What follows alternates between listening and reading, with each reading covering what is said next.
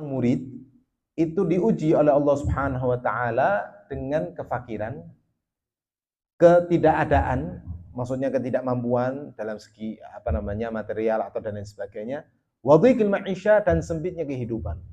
Soro, hidup kadang diuji sama Allah taala dengan sulitnya kehidupan, ekonomi atau dan lain sebagainya. Fayambaghi lahu an yashkurallah taala ala dzalik, maka seyogyanya dia malah harus bersyukur, katanya beliau. Malah harus bersyukur kepada Allah Subhanahu wa taala, wa ya'udduhu min 'azamin ni'am, dan anggap itu adalah sebuah kenikmatan yang besar. Bagaimana? Ini tingkatan yang Masya Allah, tabarakallah. Zaman sekarang disuruh kayak gini berat. Katanya Habibullah Haddad, kadang itu orang murid, maksudnya sekali lagi murid man arada al-wusul ila Allah taala, orang yang pingin nyampe kepada Allah Subhanahu wa taala. Terkadang sama Allah diuji masalah ekonomi, masalah kehidupan. Soro, rezekinya seret misalnya, atau apa, dan lain sebagainya. Akhirnya, ngersulo. Ini orang zaman sekarang maksudnya. Katanya Habibullah bin Al-Haddad, enggak. Justru harusnya bersyukur. Dan anggap itu adalah suatu kenikmatan. Kenapa? Li'anna dunya aduwah. Karena namanya dunia ini adalah musuh. Wallahu yuqbilu biha ala a'da'ih wa yasifuha an awliya'ih. Allah berikan dunia itu untuk musuh-musuhnya Allah Subhanahu wa taala. Sedangkan wali-walinya Allah, kekasih-kekasihnya Allah malah justru dijauhkan daripada dunia, karena dunia ini penyakit. Anggap seperti itu. Karena dunia ini penyakit yang sama Allah Subhanahu wa taala sengaja diberikan yang banyak sama musuh-musuhnya. Orang musuh anti sama Allah Subhanahu wa taala dikasih penyakit yang banyak berupa dunia. Tapi kekasih-kekasihnya Allah Subhanahu wa taala, aulianya Allah Subhanahu wa taala malah dijauhkan dari penyakit tersebut. Nah, itu pendapat anu. Tapi dengan tanda kutip ya, nanti dikatakan apakah semua dunia? Enggak. Makanya di riwayat hadis, ad-dunya mal'una wa mal'unun ma fiha. Dunia itu mal'un, dilaknat. Wa mal'unun ma fiha, dan dilaknat apa-apa yang ada di dalam dunia tersebut. Illa dzikrullah wa mawala. Au aliman au muta'alliman. Kecuali zikir kepada Allah SWT, walaupun zikir ini masih dalam konteks di dunia. Kita zikir di mana? Di dunia kan, bukan di akhirat. Kita sekarang zikiran, baca maulid, zikir, ini termasuk zikir. Kita belajar, itu zikir. Kita sholat, itu zikir, semua zikir. Zikir itu bukan cuma selalu la ilaha illallah, la ilaha, itu zikir, enggak. Semua zikir, hatta ngaji ini juga zikir. Zikir kepada illa dzikrullah wa mawalah, dan apa yang berkaitan dengan zikir. Yang ada hubungannya sama zikir. Au aliman au muta'alliman, atau orang alim atau orang yang muta'alim, semuanya di dunia. Tapi keluar dari kategori mal'un tadi. Dunia yang kita gunakan untuk akhirat tidak dikategorikan dunia. Ketika kita punya dunia, tapi kita arahkan ke jurusan akhirat. Kita punya harta, kita arahkan kepada sesuatu yang diridhoi oleh Allah Subhanahu wa taala. Atau dengan harta yang kita punya, kita arahkan kepada sesuatu yang wajib. Nafkah misalnya. Kewajiban nafkah kita berikan kepada anak istri kita sebagai nafkah yang wajib.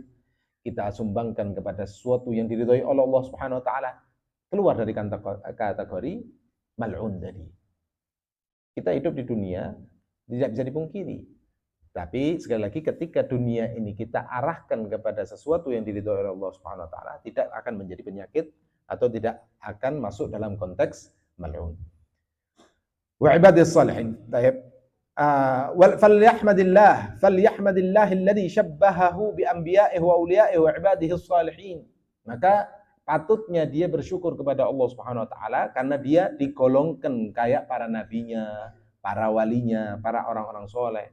Berarti serupa dengan mereka. Jadi, tapi sekali lagi jangan diartikan secara letterlek ya. Jangan diartikan secara letterlek. Banyak dari para wali, para orang soleh, para nabi bahkan yang kaya raya, termasuk Nabi Sulaiman, dikatakan yang menguasai dunia ini, menguasai dunia. Itu ada 4 orang. 2 dari golongan muslim, 2 dari golongan kafir. 2 dari golongan muslim, Nabi Allah Sulaiman ala nabiyina wa alaihi wassalam, sama Raja Dzulqarnain. Sedangkan 2 dari golongan kafir, Namrud sama Bukhtunussur. Seorang nabi, seorang rasul, seorang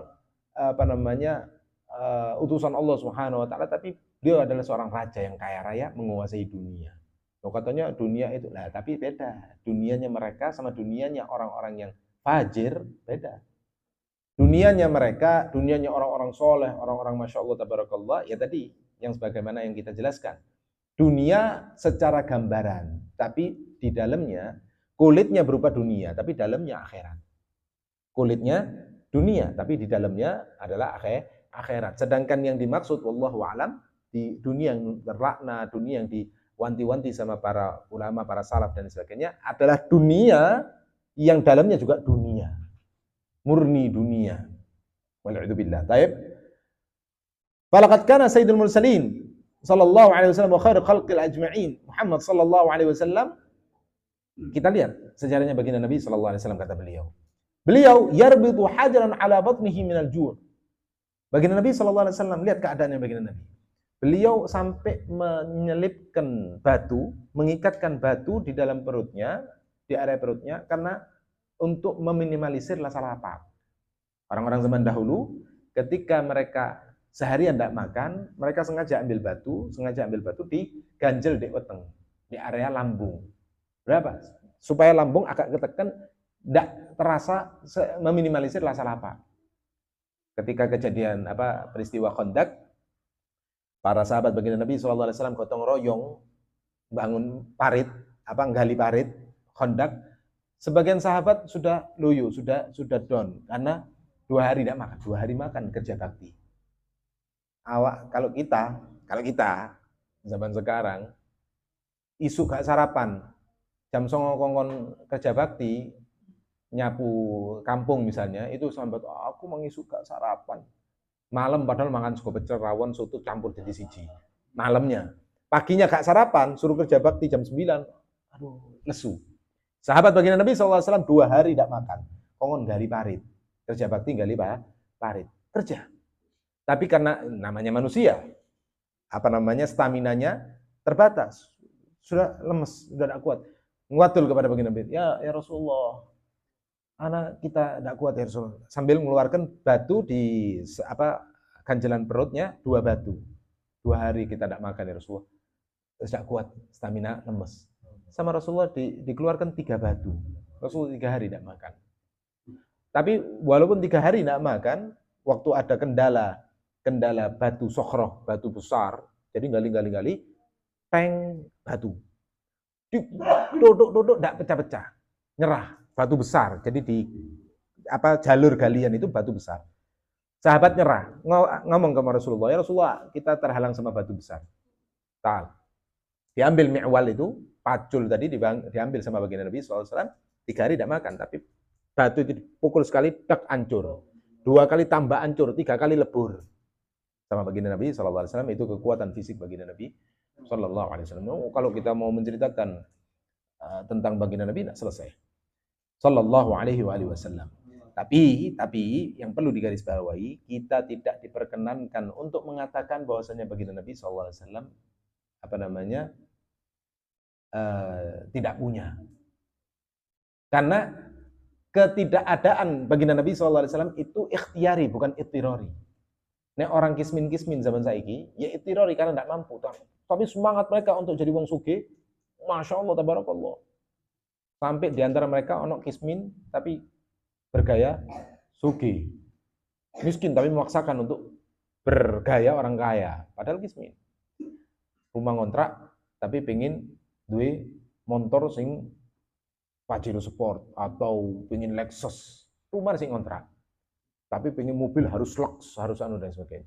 Ala kulli hal, tapi baginda Nabi SAW bukan ittirari, ikhtiari. Kalau Rasulullah mau, Rasulullah itu bisa. Bahkan pernah ditawari Gunung Uhud untuk jadi emas. Dan bergerak kemanapun Rasulullah berjalan. Jadi kalau Rasulullah butuh tinggal nyomot emas, Gunung Uhud. Ojo Gunung Uhud. Gunung Uhud gede loh, maksudnya hampir ngelilingi Madinah. Kalau kita Gunung Uhud itu panjang. Nah kalau jadi emas semua, sampai kapan habisnya? Tidak habis-habis, emas semua. Tapi Rasulullah tidak mau. Di kesempatan yang lain Rasulullah pernah ditawari sama malaikat Israfil. Mau pilih mana? Jadi nabi plus raja atau nabi plus hamba? noleh ke Sayyidina Jibril, sama malaikat Jibril dikasih isyarat antawadhu. Tawadhu.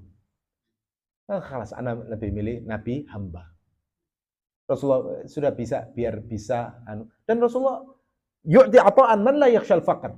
Ketika Rasulullah ada, Rasulullah infakkan seakan orang yang tidak la yakhshal faqr. Tidak takut dengan kefakiran. Kalau ngasih orang, satu orang kasih 100 ekor unta, 100 ekor kambing, ada beberapa sampai di hatta Abu ya Sayyid Muhammad bin Ali al-Maliki, kalau dasar dalam kitabnya Tarikh Hawadith, menceritakan siapa-siapa orang-orang yang dikasih kambing atau unta sama Rasulullah dengan nominal yang besar, 100 ekor. Fulan, siapa aja. Satu orang kasih 100, dan lain sebagainya. Baik.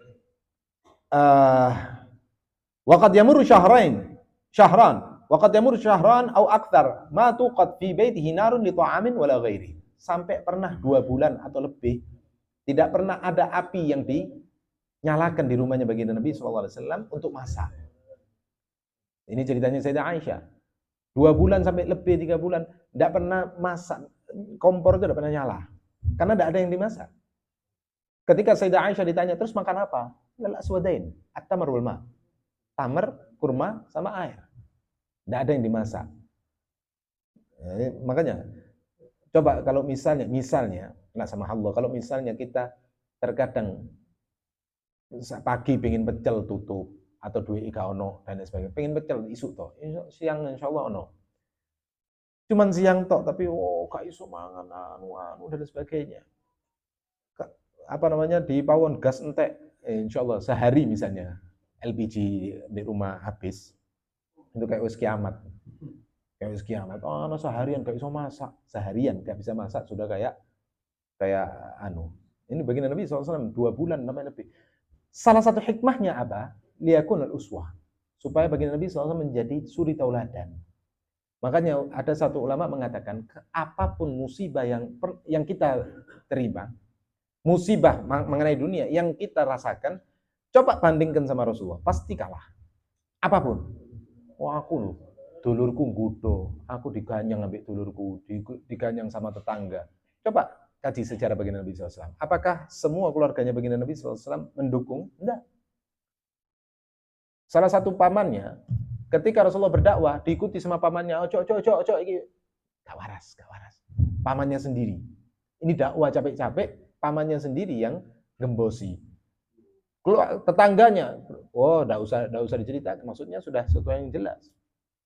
Nasallallahu alaihi wasallam. Makanya apapun katanya ulama, apapun musibah yang kita rasakan, coba kita berkaca dengan baginda Nabi SAW. Niscaya kita akan merasa, saya mending aku. Rasulullah lebih parah. Tapi kita lihat Rasulullah, bagaimana respeknya, bagaimana cara menghadapinya, keadaan bagaimana dan sebagainya, supaya menjadi uswah hasanah, suri tauladan kita. Kita bisa. Rasulullah lebih ngincer Yahudi, maksudnya utang sama orang Yahudi daripada sama sahabat baginda Nabi SAW.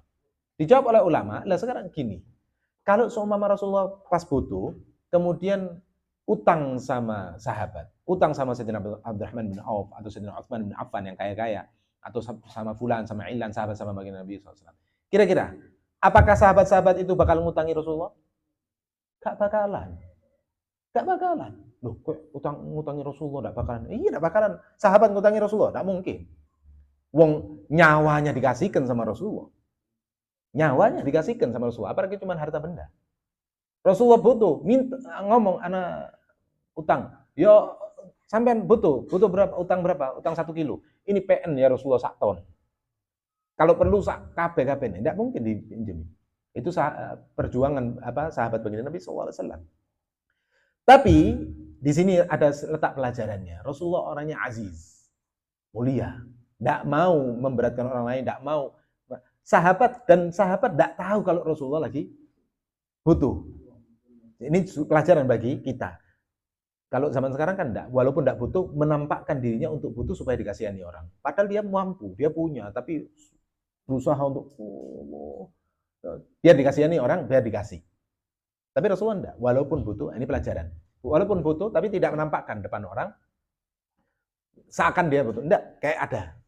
Tapi padahal butuh. Akhirnya itu sampai utang sama orang Yahudi. Kalau Yahudi, namanya Yahudi, ya utang, insya Allah utang Rp1.000, minta jaminan Pajero.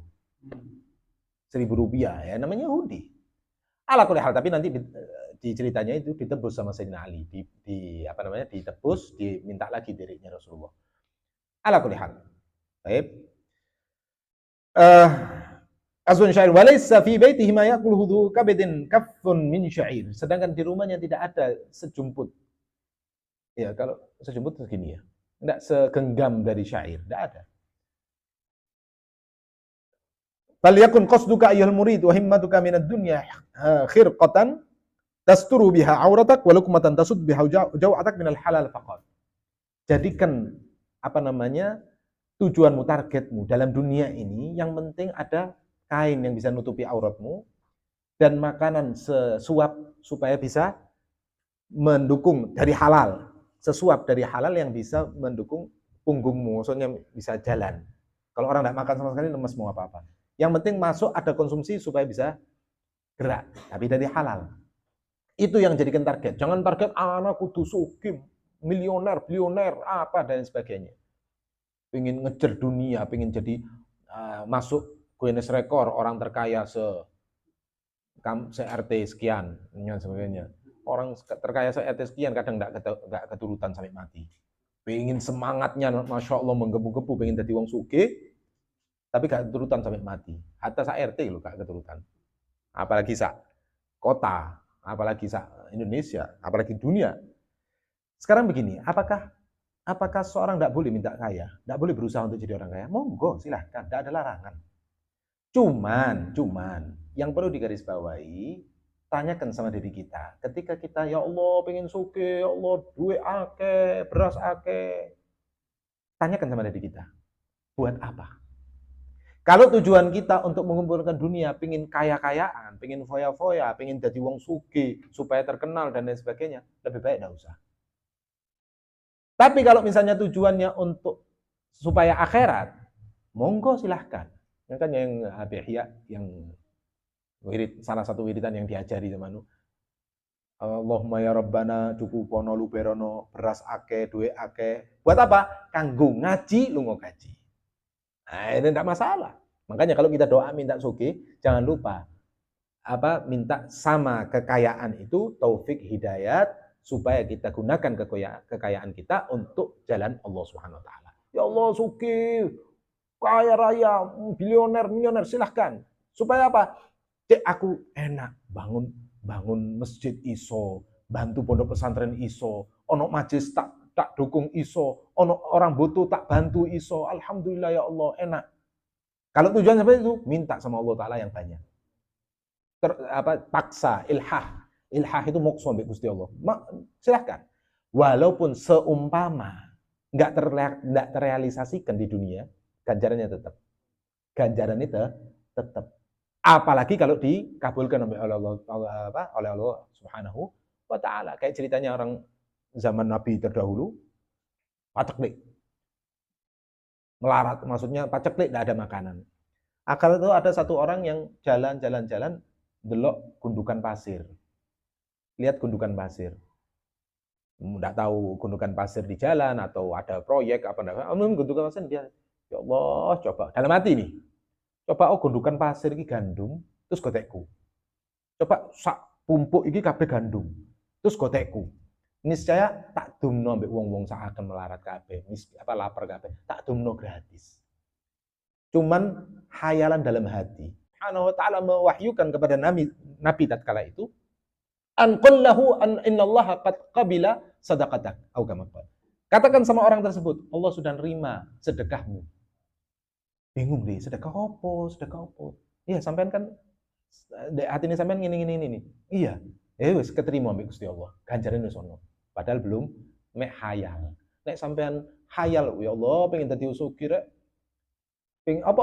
Iya, iku pondok butuh ini. Pengen tak dukung. Itu majelis seakan majelis iki pengen tak bantu. Iku ono anak Darul Aitam misalnya panti asuhan, pengen tak bantu. Masya Allah, ganjarannya wis dapat. Mudah-mudahan nanti kerealisasikan. Mudah-mudahan keijabah oleh Allah SWT jadi amal jariah kita.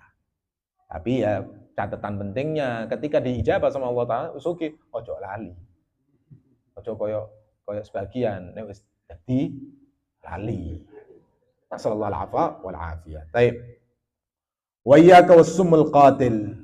Hati-hati dengan racun yang mematikan. Wa huwa an tashtaq ila at-tana'um bid-dunya wa targhab fi at-tamattu' bi syahawatiha wa taghbid al-mutana'imina biha minan nas fa sawfa yus'aluna an na'imiha wa yuhasabuna ala ma asabahu wa tamatta'u bihi fi syahawatiha.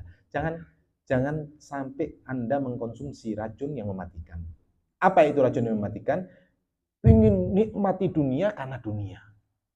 Senang sama dunia tapi karena dunia, pengen foya-foya di dunia. Bahkan orang iri melihat orang-orang kaya dari dunia karena kekayaannya. Nauzubillah. Enak ya fulan itu suwoge. Fulan orang kafir dan lain sebagainya yang di kehidupannya dia. Terkadang kita tidak pingin nih. Lebih bahagia orang yang becak oleh hal syukuri yang syukur yang apa yang kita punya, syukur apa yang kita raih, dan ketika kita meminta sesuatu kepada Allah Subhanahu wa taala, kita jadikan sesuatu tersebut untuk jembatan menuju akhirat, jembatan menuju ridha Allah Subhanahu wa taala. Amin ya rabbal alamin. Allah yahqiq fina wa fikum wa yuwaffiqna wa iyyakum lima yuhibbu wa yarda ya rabbal alamin. Sallallahu ala sayyidina Muhammadin wa ala alihi wasallam. Alhamdulillahi rabbil alamin.